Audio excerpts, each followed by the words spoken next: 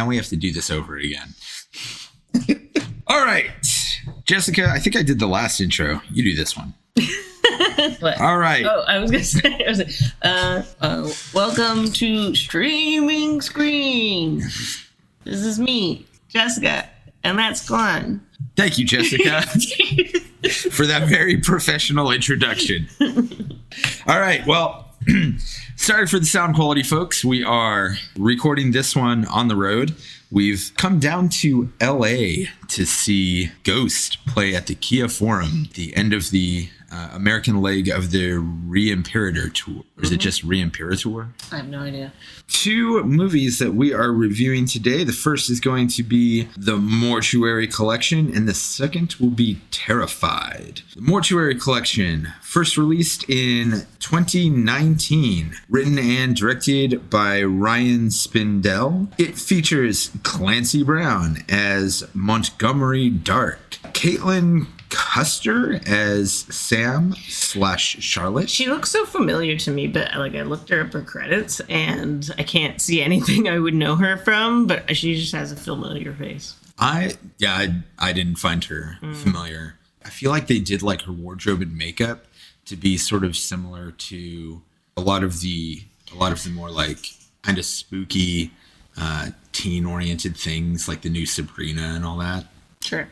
Then we've got Christine Kilmer as Elma, Jacob Elordi as Jake, Emma Horva as Sandra, Barrick Hardley as Wendell Owens, Sarah Hay as Carol Owens, Ben Heathcote as the Killer, aka Sam, Mike C. Nelson as Dr. Harold Kubler, Jennifer Irwin as Margaret, James Bachman as Ralph, Allison Gallagher as Mrs. Deborah Kubler, Phyllis Applegate as Mrs. Avery, Brennan Murray as Connor, Michael Bowe as Ted, and Tristan Byron as Bill. This is an anthology, thus the ridiculously long cast. Do you want to do the recap or should I? I've got notes. That's not really how it starts. Wait, what? We don't see her see the help sign. She says that she saw a help wanted sign, and at the end of the movie, we do see the help wanted sign fall off the sign. But this is a behind the scenes look on how a new podcast is made by people who don't know what they're doing. Sure. Okay, so the story takes place in Raven's End in the Pacific Northwest. There is a mortician throwing a funeral for a young boy, and afterwards a girl is seen sneaking around, and she says that she is there for the help wanted sign. Which is, of course, what you would do at a mortuary, is hang a help wanted sign off of it. And then, she's kind of a jerk, thinks she has the job, and then has the mortician tell her morbid stories from his library of deaths, which he says these are not stories about how people died, but why. Yes. He specifically said that. He does say that, and technically that's true, but in order to understand the why, you do have to kind of get the how. Sure. So there's a first story that's kind of short that is just a woman at a party and she's hiding in the bathroom, it seems like, to get away from her date. And then it is shown that she has been pickpocketing people at the party. She goes to look at a medicine cabinet and it won't open, so she tries to pick the lock on it to open it, and it turns out there's a tentacle monster in there who, despite her screaming for help, sucks her into the mirror and kills her. I love this story. It's so... What? I was amused by the revelation that she was pickpocketing the party, and it's not just that she has an obnoxious date. Yeah. But then also random portal to, I don't know, some kind of tentacle monster. Mm-hmm. Maybe an anime world. Maybe... Oh, well, in the very beginning... Maybe a Lovecraftian nightmare. Yeah. Because also in the very beginning of the movie, when the little boy is just the opening credits, the little boy riding his bike, throwing newspapers, they show somebody fishing pull up a crab cage, and it's just all it's a tentacle monster in there too. Yeah, it's ambiguous what it is. I think that was an interesting opening sequence because it kind of set this stage for things aren't right in Raven's End. but it was all mostly subtle things. And you actually had to tell me to go back and look at that monster again because I missed it completely. Yeah. And when you said that, I was thinking like, oh, maybe there's, something in the background. And no, the camera focuses directly on it. Mm-hmm. Clever opening sequence. I also really love the way this opening just establishes the kind of atmosphere we're going to have in this movie. I love movies with atmosphere like this. Yeah. There's a lot about this movie that has almost a children's horror feel, but it is not meant for children. No. As we will definitely get to later. But it's kind of like almost, what if the Goonies was more spooky? Yeah, the whole movie's just got this great atmosphere. It really feels like something you would put on at Halloween, sure. Which is probably, if I'm being honest, my favorite type of horror. I just love really atmospheric things. Yeah, Story 2, Unprotected. The adult portion. Yeah. So a frat dude who poses as a feminist has sex with a girl, but stealths her. Stealthing is for those of our listeners who might be, decent human beings. Stealthing is when you're having sex with a chick and, unbeknownst to her, remove the condom before you finish. Yeah. Very not cool. Very, very not cool. It's considered rape now, at least in the United States. It should be considered rape because it is. I had didn't used to be. I know. I was dating a girl for a while. We weren't exclusive, and she had somebody do that to her, and she was so upset. Like time that I hung out with her, like after that happened, there was nothing fun. It was just her being like upset, and it sucks. Don't do that. Yeah, guys. Don't be shitty. There's no reason for it. So anyways, this asshole stealths this girl. And then he starts not feeling well and noticing changes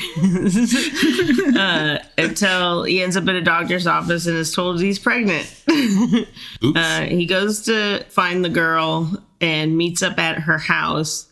And then he gives birth through his dick. And this is where it becomes really apparent that no, this is not meant for children, because in what is just one of the best things I've ever seen in a movie, you see his dick and you see it expand and you see it explode. And this might be a personal thing for me, but I love when people throw dicks into horror movies.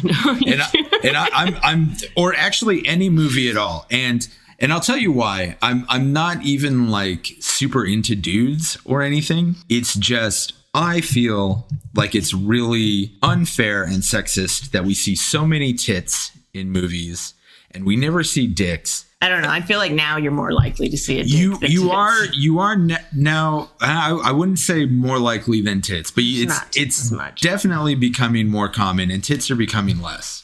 Which I think that second part is a shame. I am very much of the opinion that we should have equality, but we don't need to do that by making things worse. We can let everybody have fun. Keep the tits, bring more dicks. It's not that hard. Everybody leaves the theater satisfied.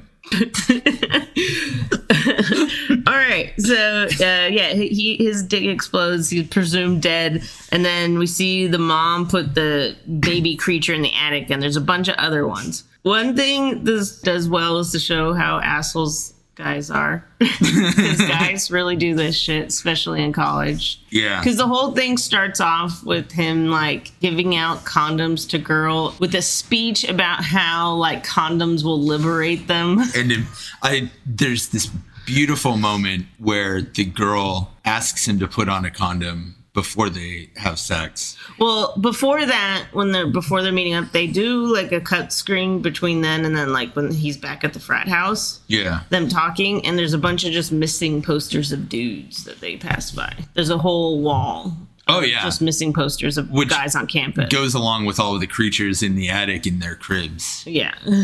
But what I really love is they do this great thing where he gives this big speech about how having condoms empowers women. Then when he doesn't wear a condom, she says, "But I want to be empowered." Yeah. And he has this look on his face of like, God damn it. ugh.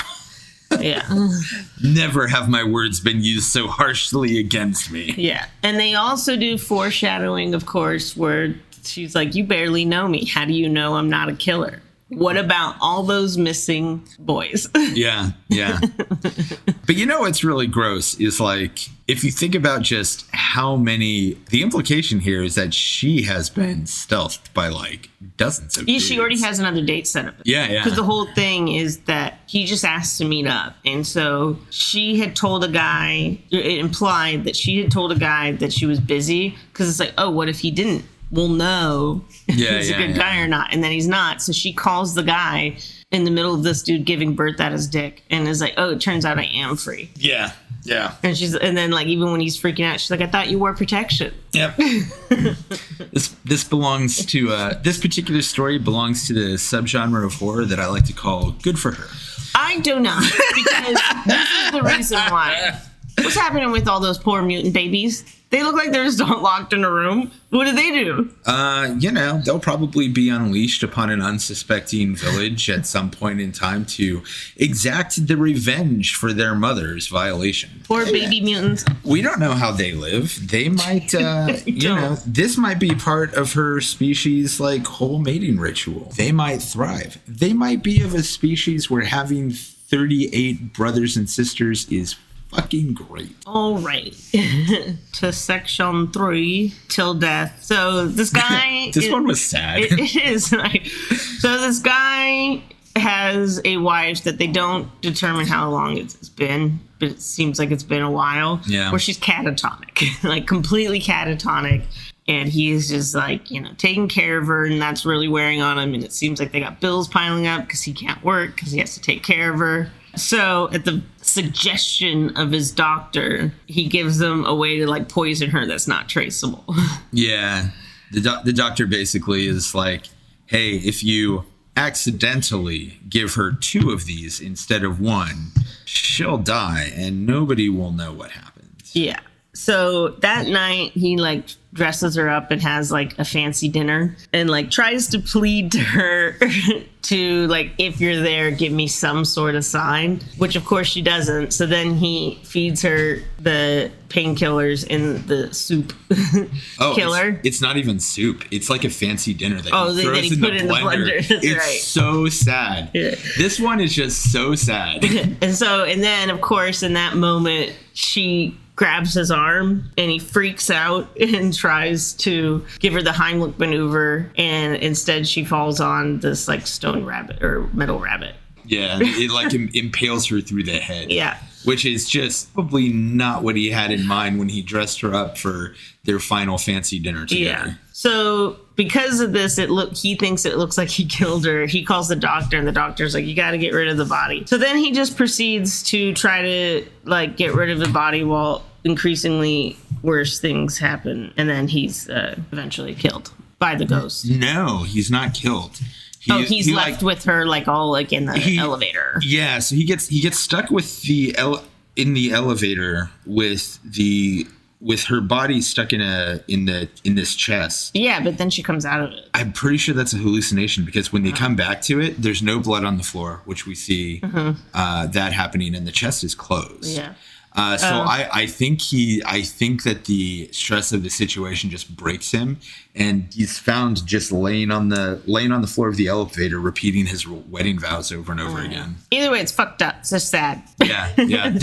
This one, and it's funny because I feel like a lot of I don't think he did anything wrong ultimately. I know, and it's funny because a lot of this segment was like kind of played up for laughs, I thought, but I'm like, this is so sad. I would do exactly what this guy did. I would go absolutely crazy and just lay on the floor. Could you imagine? Could you imagine having to like poison Craven out of mercy, and then you accidentally murder him in a brutal fashion? Yeah.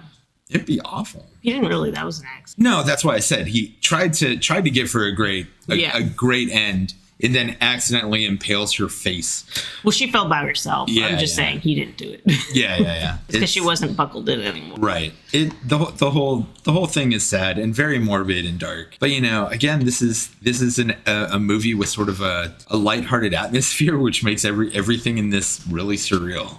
Yeah. So story 4 is the girl that's in the recap, the framing device. Sam. Huh? Sam? Sam. Yeah, her name's Sam. So she admits that she isn't there for a job. She's there for the little kid that was being given a funeral at the beginning of the movie. And so her story is called The Babysitter Murders, and it starts with her putting a little kid to bed and then cooking dinner. And as she's cooking dinner, she hears on the radio that a psycho got loose from a mental asylum. And then there's a guy there suddenly in the kitchen bleeding who she tries to help and freaks out. Then plot twist, the people come home that own the house, and it's the doctor that's been in the other it was segments. The doctor that he was in every segment except for the one in the bathroom. I wonder if he was the date. What do you mean the date? The one in the bathroom where the girl is hiding from her date. Oh, maybe. I wonder if that was his voice. Yeah, maybe. I don't know. But anyways, they come home and then it's revealed that the guy that's bleeding isn't the killer. He's actually Sam, the babysitter. The real Sam. Yeah, and then she's the psycho killer, and she already had cooked the kid. And then it's also, if you paid attention in the wrap-up when they go back, it's that there were newspapers being left about teeth being stolen, and there's a killer called the Tooth Fairy, and that's who this chick is. She's the Tooth Fairy. I will say I thought it was weird when I first watched it. As soon as it was she's putting the kid to bed, and then she's cooking dinner. I'm like, that's weird. Yeah. Don't you usually feed the kid first? Solid foreshadowing there, actually. Yeah. That was a clever one. It was a fun one. Again, really, really dark. And then it ends with, after she tells her story, the whole reason she's there is because she wants to steal. She didn't get a tooth from the kid. Yes. So she needed his teeth from his dead body. And then it turns out that she's that's her hell. And the mortuary guy, he was stuck there beforehand, but now she's taking over. Yeah. She has earned her place as the new mortician. Yeah. And then he thinks, the old mortician, Clancy Brown, thinks that he's free. Now he can go walk out, but he goes outside and he blows up. The end. Yeah, great ending. Yeah. Just, I'm free. No, you're dead. Yeah. I actually saw this movie when it first came out, and I didn't like it that much. Oh, really? Yeah, but I feel like I liked it better the second time. That's funny, because this one was your suggestion. Yeah, because I wanted to rewatch it. Okay. Yeah, I enjoyed it. I do think that so I love the atmosphere, as I mentioned. I do think that the tone of the stories was weirdly uneven at times. Like I said, the first one had this real kind of silly, you could show this to kids vibe to it. Then you've got exploding dicks and children being cooked. And again, this really sad situation that's being played up for almost slapstick laughs. Yeah, well, it's almost like he's a loser. And I'm no, man, that's a really difficult situation to be in. That's a good partner there, man. Yeah. I told Katie, man, if that's... I think I said the same thing the other night. If that's me, just put on a playlist of my favorite music and fucking smother me. Yeah. Just get it done. I agree. That would be horrible, man. Get rid of me. Go find yourself somebody who can have a conversation. I think it's worse if I am trapped and aware of things. Oh, yeah. Yeah, no, that's my worst. That is 100% my worst nightmare. Being unable to respond, but being aware. Yeah. One thing I think this movie should be praised for is it has really good music, and it's all original music for the movie. Yes. It has this great old classic feel to it. Yeah. It has the kind of soundtrack. 50s-ish. Yeah, it has a soundtrack that's somewhere between something you would hear from an old black and white movie or an 80s Steven Spielberg. It's more orchestral. Well, I'm talking about that there's lots of music though too with lyrics and stuff that sounds like it's something classic, but it's music actually just made for the movie. Yes. Oh, that's what you mean. I thought you were referring to it having an actual film score. Well, that's true too. Yeah. But it also just has these songs that I don't think a lot of movies make. Right. Their own unique, that kind of music. Yeah. What do they call it? Incidental music? I don't know. Yeah. I should know this. Anyways, I actually have listened to some of it on my Spotify. Oh yeah, nice. Yeah, We should. Yeah, I should give that a listen. It's like the main guys. It's called the Mondo Boys. Oh yeah. Which is a great name. Yeah. Fantastic double entendre. I also do really like the timeless feel of this movie. It feels like it could take place anywhere. It never specifies, but it feels like it's like you said, kind of the Sabrina thing. Of like it's modern, but not 50s-ish. Yeah, is it the 50s? Is it the 60s? Is it the 80s? Is it today? Who knows, man? Yeah. It just feels, it really, again, to me, this movie just feels like the essence of like what I think of when I think of Halloween. Just cute, but also dark and fucked up. Lighthearted. Yeah. But still dark elements. Lighthearted. And hey, any movie that has an exploding dick gets a thumbs up from me. All right. Jessica, would you recommend this movie? Yeah. Probably not if you're overly sensitive about leftist ideals. I don't know. I feel like the first full thing. The feminism one? I think that one could put a lot of people off at the fact that it's like right at the beginning. Yeah. That one. Other than that, yeah. And I'm not saying I dislike that one. I'm just saying I know that there's a good percentage of people that would automatically turn off. I could see a lot of people starting a fight with like their differently politically minded family members about it. Like, oh my God, could you imagine some incel and his feminist sister watching that at the same time? Sure. It would be a nightmare, you know? Yeah. You know, or there are plenty of dudes out there who do their best to be like actual feminists and shit, but there are absolutely dudes out there who will put on airs to try to nail the hippie chick or whatever. Sure. Yeah. Which again, guys, don't be shitty. There's no reason for it. Thank you for listening to Streaming Screams Podcast. You can follow us at our socials at Streaming Screams Pod for Facebook, Instagram, YouTube, Twitch, and SoundCloud. You can also follow us on TikTok or on the dreaded Twitter/X at ScreamsPod. Thank you again for listening. We hope you're enjoying yourselves. Jessica, are you enjoying yourself? Absolutely. All right then, on to the next part of the show. The next movie that we're doing is Terrified. It came out in 2017 and is an Argentinian film written and directed by Damian Rogna. I believe that's how you pronounce it. The cast is... I'm just going to apologize right now. Not even if I butcher these, I'm going to butcher a lot of them. Maximiliano Guion as Commissioner Funes, Norberto Gonzalo as Jano, Elvira Oneto as Dr. Mora Albrecht, George L. Lewis as Rosenstock, Julieta Valina as Alicia, Damian Salomon as Walter, Augustin Ritano as Juan, Natalia Senorales as Clara, Mattia Raschovici as the boy, and Lorenzo Langer as Patricio. And we are never doing anthologies again. There's entirely too many names in these movies. This isn't technically an anthology. Technically, it's not.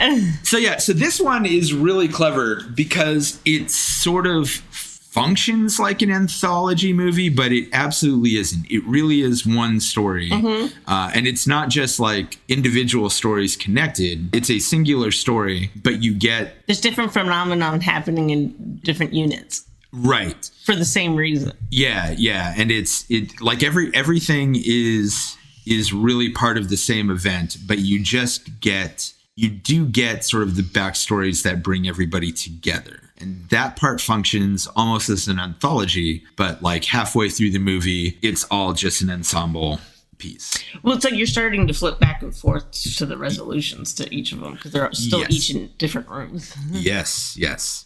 So this movie takes place in suburban Argentina, and it begins. So even though this isn't really an anthology, I did sort of name these chapters just by like the main character for that section. Yeah.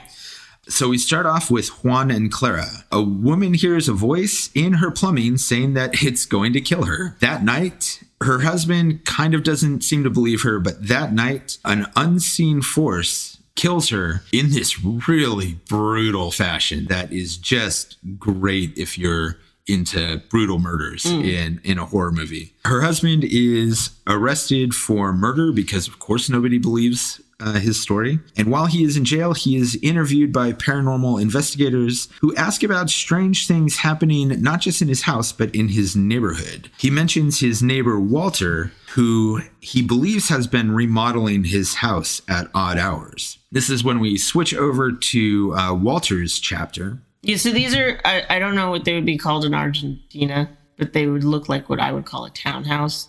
Or Yeah.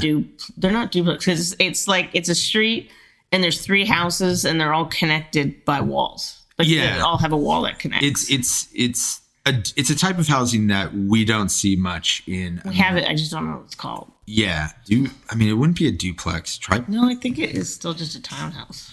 Yeah. I think townhouses is probably the best thing. But just to give it context of yeah. So when I say that, this happens at a different house, it's not. It is a different house, but there is connections via the walls and the pipes and things like that. So, Juan and Clara think that Walter has been remodeling at the early hours of the morning because they can hear him banging on the walls. I think it would just be a townhouse. Is it just townhouse? It says it's defined by always at least one wall being shared. Okay. Yeah, that makes sense. I thought townhouses had to have 2 stories or more. Too. One of them said they're tall and narrow, but then it said that the bare minimum definition is that it's houses that share a wall.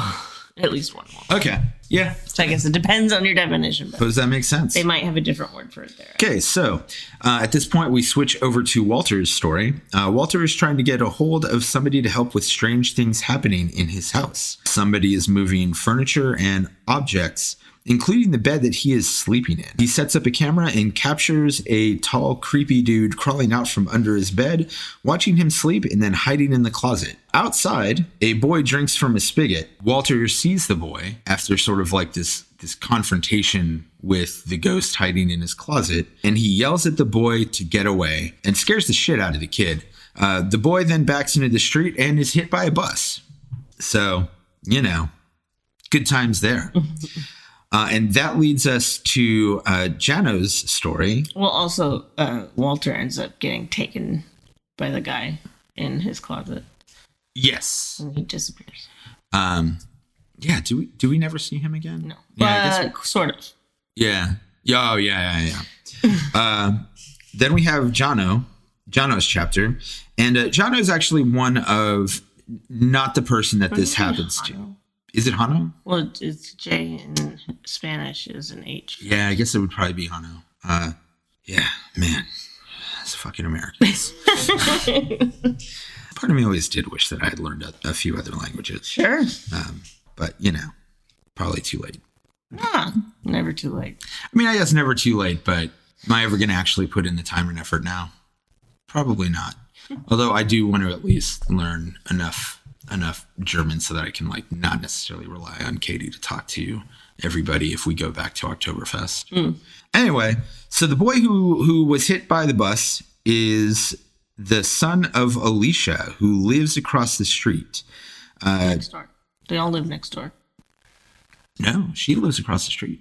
Oh, yeah, because they're looking to... Yeah.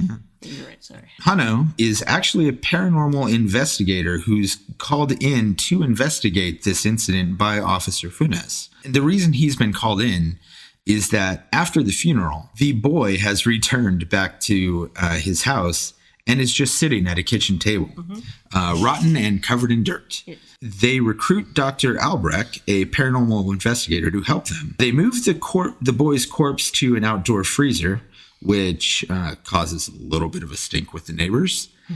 And Albrecht brings in her colleague, Dr. Rosenstock. And this is where we get the trio of paranormal investigators that we first see interviewing Juan while he is in jail or... Yeah, I don't remember, was it jail or hospital? I think it's mental asylum. Yeah, okay. But then also the lady Paranormal. Right.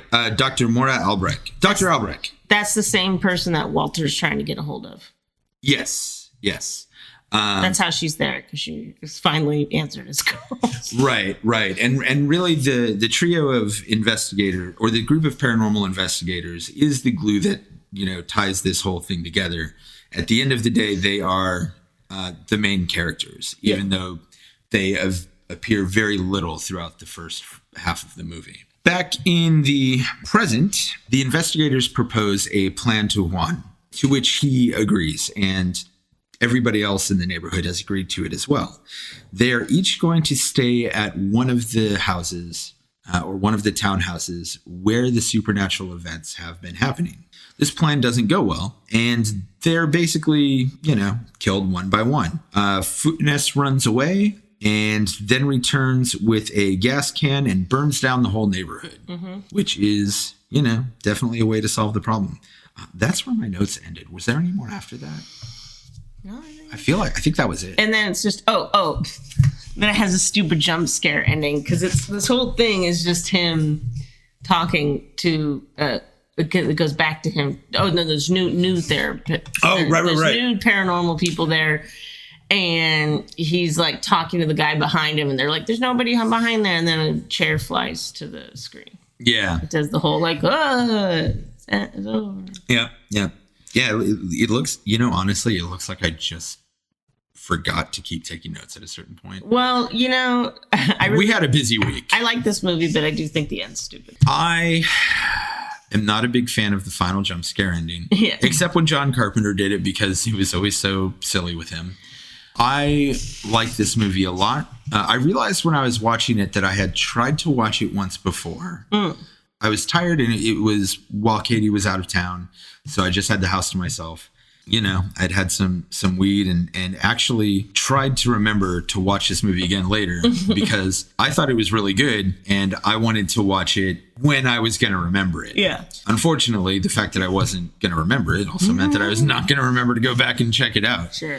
I will tell you, that first death with Clara, it's not the most brutal death I've ever seen in a horror movie, but it's actually pretty shockingly brutal. Yeah. And so she's just hovering in the air. Horrifying. Yeah, so she's just hovering in the air between the bathtub and just being like smashed against the wall. Against both walls, just back and forth. And over and over. Her husband tries to stop it, and then she just starts bashing her head into the wall. Yeah. I feel bad for him, and I think it's done really well, because he just is sitting there screaming what is happening? Yeah.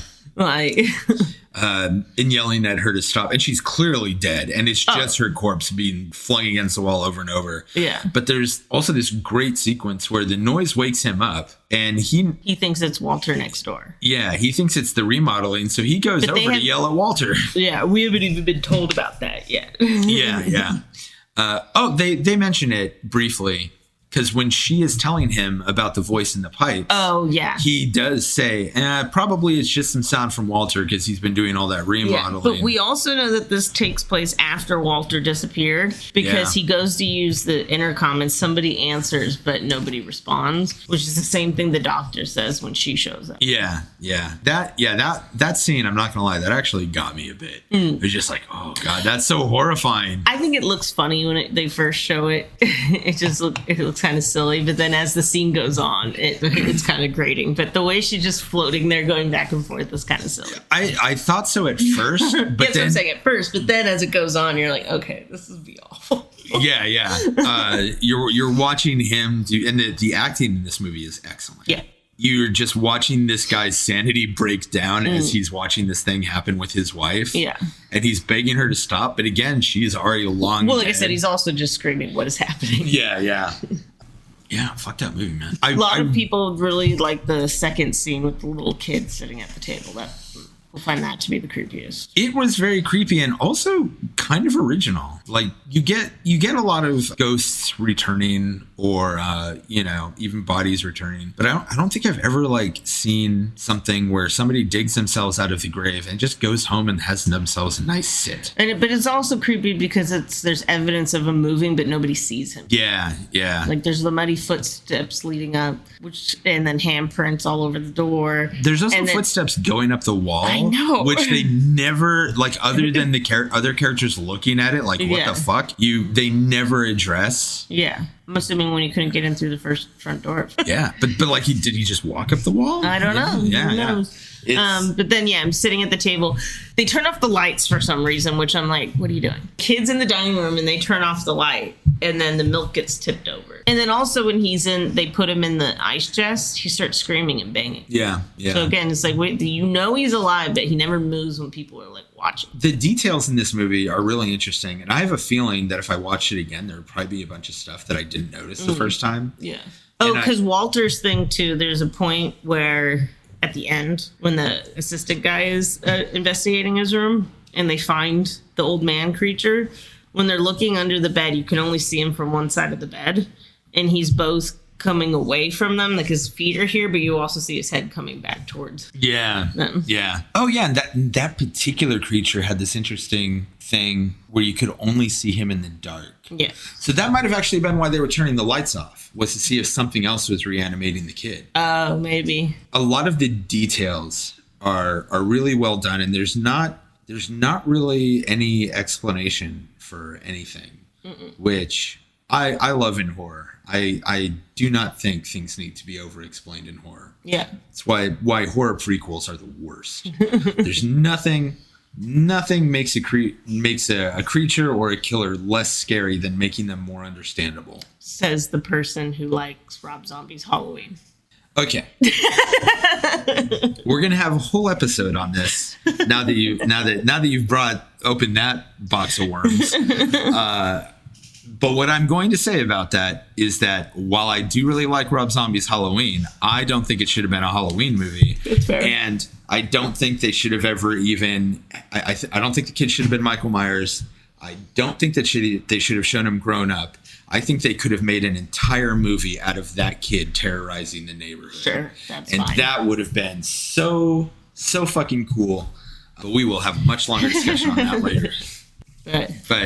But yeah, I like that there's no explanation given. Mm-hmm. There is this really oppressive atmosphere in a lot of the movie. Yeah. The ending to me doesn't make sense. And that feels like somebody at the studio was like, hey, we need you to go out on a scare here. Yeah. Because the whole thing is that this neighborhood is being haunted, not any one person. Yeah. And suddenly we've got, the guy in Walter's house gets stabbed in the hand, and then it starts drinking his blood. Yeah. And then he eventually gets taken away. I don't remember what happens in the main. Juan is the one that they're interviewing at the end. No, I know that, but who was investigating his house? I think that was Albrecht. No, because she was also looking interesting. Maybe they were mixing different houses, because I thought she was seeing Walter through the crack.